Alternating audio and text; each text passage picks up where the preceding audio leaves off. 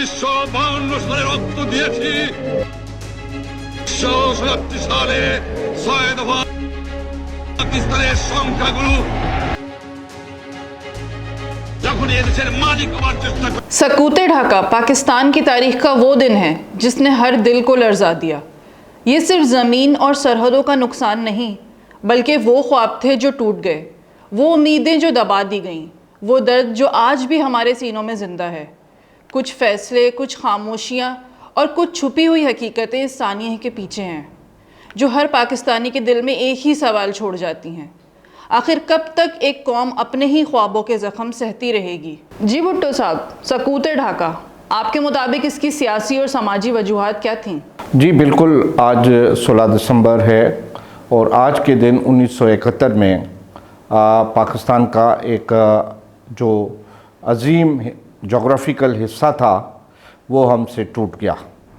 उसके टूटने की कई वजूहात हैं और ये सिलसिला 1948 से चला, जब बंगला और उर्दू ज़बानों का आपस में मुकाबला होना शुरू हो गया। बांग्लादेश की क़यादत ने काजी नज़रुल इस्लाम हों या मौलवी फ़ज़लुल हक़ हों, जो बांग्लादेश की शेख मुजीबुर रहमान से पहले क़यादत थी, उनका मुतालबा था कि बंगला को कौमी ज़बान करार दिया जाए, जो कि उस वक्त की 58% जोग्राफियाई हिस्से में रहने वाले लोगों की ज़बान है, जिस पर मौजूदा पाकिस्तान की क़यादत ने और ख़ुद कायद आज़म मोहम्मद अली जिन्ना ने, वो उस वक्त ज़िंदा थे और उन्हीं के ज़माने में पाकिस्तान के बनने के फ़ौरन बाद ये मसला शुरू हुआ। तो ढाका यूनिवर्सिटी में कायद आज़म और लियाकत अली ख़ान गए थे, वहाँ पे उनसे ये मुतालबा हुआ था, लेकिन उन्होंने ये मुतालबा नहीं माना था और उन्होंने कहा था कि इसके लिए मुझे वक्त दो और वक्त पे ये फ़ैसला करेंगे, इस वक्त ये मैं फ़ैसला नहीं कर सकता उर्दू के मुकाबले में। तो वहाँ से इसकी बुनियाद पड़ी और उस वक्त से लेकर 71 तक 16 दिसंबर 71 तक बंगालियों ने ये फ़ैसला कर लिया था कि अगर हमें बंगला ज़बान नहीं दी गई तो हम पाकिस्तान के साथ नहीं रहेंगे। एक बुनियादी वजह ये थी। उसके बाद फिर उसकी सियासी वजूहात पैदा हुई। उसकी सियासी वजूहात पैदा हुई जब बंगाली जो पाकिस्तान की क़यादत पर थे, उनको हटाने का सिलसिला शुरू हो गया और उनके जो रहनुमा थे उनको कौमी और वफाकी ओहदों से हटाकर इस पाकिस्तान जिसमें आज हम रहते हैं, यहाँ के रहने वालों को वो क़यादत या वो ओहदे फराहम करना शुरू कर दिए। तो उससे भी एक तक़सीम और मुफासलों की जो है वो इब्तदा पड़ी। तीसरी जो बुनियादी वजह थी और जिसमें तेज़ी आई, वो आई 1956 से, जब अयूब खान इक़्तिदार में आए और उसने सियासी हुकूमतों को ख़त्म करके मुल्क में पहला मार्शल लॉ लगाया और ख़ुद मार्शल लॉ एडमिनिस्ट्रेटर या फील्ड मार्शल बन बैठे और उन्होंने कई अहम कौमी ओहदों पर इस पाकिस्तान जो उस मशरक़ी पाकिस्तान से अलग था, वहाँ के लोगों को क़यादत दी। कई फ़ौजी अफसरान बांग्लादेश भेजे, जिसमें जनरल टिक्का खान, जिसमें जनरल नियाज़ी का पाकिस्तान की तारीख़ में काबिल ज़िक्र जो है उनको पढ़ा और लिखा जाता है। तो उन्होंने वहाँ पे बंगालियों के साथ क्या किया, तो इस तरह वो नफ़रतें हुई। फिर जब अयूब खान का दौर आया तो वहाँ बंगालियों की क़यादत एक कौम परस्त नौजवान शेख मुजीबुर रहमान संभालने लगे। और उसमें तलखी उस वक्त आई जब उसको कौम परस्त रहनुमा, जैसे उस वक्त वली खान थे, जैसे उस वक्त GM सैयद थे, या इस तरह के मौलाना बाशानी, इस तरह के उनकी दोस्ती और उसके हल्का अहबाब में आए, तो उनकी हल्का अहबाब की वजह से वो एक पक्के बंगाली कौम परस्त बनना शुरू हो गए। उसके बाद फिर उन्होंने अपने 6 नुकात पेश किए। फिर अयूब खान के ख़िलाफ़ जब वहाँ पे अगरतला, चट्टाकांग जैसे वाक़यात पेश आए, और फिर उसमें यह साबित हुआ कि इन तमाम एहतजाज, हंगामों, शोरश के पीछे भारत है, जो बाद में बात साबित भी हुई। भारत ने चट्टागांग, अगरतला, ढाका और उनके कई बड़े शहरों में अपने कौंसलेट कायम कर दिए।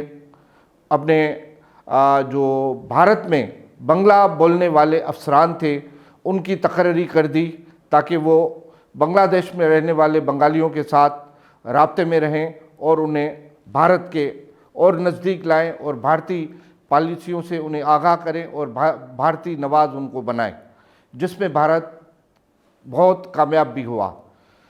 तो वहाँ हमारी फ़ौज के ख़िलाफ़ एक बगावत होना शुरू हो गई, और फिर कई ऐसी बातें हैं जो आज तक सामने नहीं आईं, वो होना शुरू हो गई। बंगालियों ने कहा कि पाकिस्तान के जो फ़ौजी हैं वो हमारे साथ ज़्यादती करते हैं, वो हमारे साथ अच्छा सलूक नहीं रखते। इस तरह की कई शिकायतें ख़ास तौर पे टिक्का खान और जनरल नियाज़ी के ज़माने में आई, जो उस वक्त वहाँ के मार्शल एडमिनिस्ट्रेटर थे और फ़ौज की कमांड कर रहे थे। तो इस तरह ये सिलसिला बढ़ता रहा। फिर अयूब खान चला गया। 1970 में जनरल यहिया खान को उन्होंने इक़्तिदार सौंपा। उस वक्त ये एक पंच लाइन थी पाकिस्तान और बांग्लादेश के दरमियान। यहिया खान ने दोनों क़यादतों को, यहाँ की जो क़यादत थी ईस्ट पाकिस्तान और वेस्ट पाकिस्तान, दोनों को बिठाया, जिसमें वली खान थे, प्रोफेसर गफूर थे, सरदार शेरबाज मज़ारी थे, मुफ्ती महमूद थे। इन सब को उन्होंने बिठाया।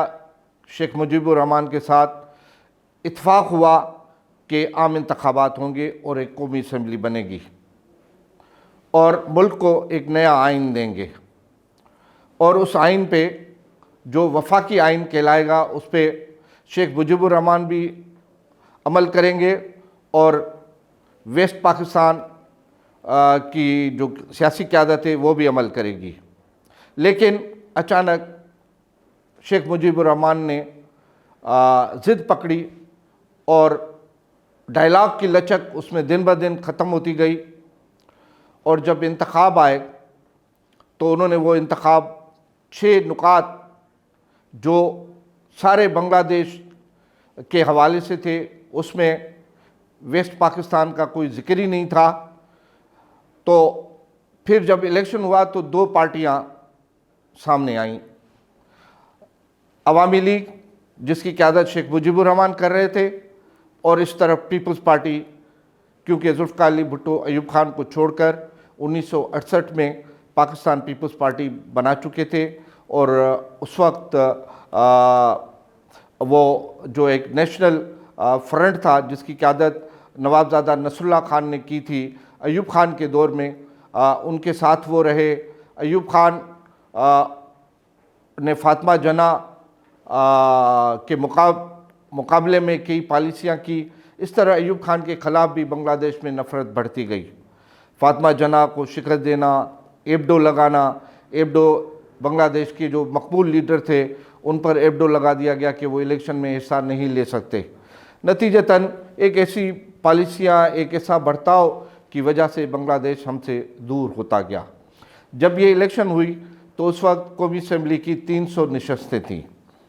300 नशस्तों पर आम इंतखाब हुआ, जिसमें 160 नशस्तें अवामी लीग और शेख मुजीबुर रहमान ने जीती, और 81 के करीब नशस्तें जुल्फ़िकार अली भुट्टो ने जीती, बाकी कुछ लोग आज़ाद और दूसरी जमायतों से आए। अच्छा भुट्टो साहब, जो आपने अभी बातें बताई हैं और जितने नाम आपने लिए हैं, आपके मुताबिक इसका बुनियादी जिम्मेदार कौन था? शेख मुजीबुर रहमान ने कहा कि ढाका में कौमी असम्बली की सेक्रेटरीट कायम की जाए और वहाँ पे इसका इजलास बुलाया जाए, और मैं 6 नुकात से एक कदम भी पीछे हटने के लिए तैयार नहीं हूँ।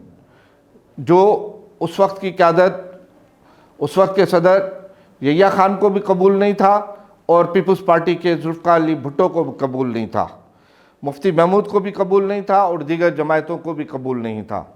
नतीजतन उसमें कड़वाहट और नफ़रत उस वक्त पैदा हुई जब उस वक्त के फ़ौजी आमिर यहिया खान ने कौमी असम्बली के इजलास की तारीख बुलाने को गैर महीना मुद्दत तक मुलतवी कर दिया गया और कहा कि जब तक हालात साजगार नहीं होंगे और सियासी जमायतों के दरमियान इस्तेहकाम पैदा नहीं होगा, डायलाग नहीं होगा और इत्फाक़ राय पैदा नहीं होगा, तब तक मैं इजलास नहीं बुलाऊंगा।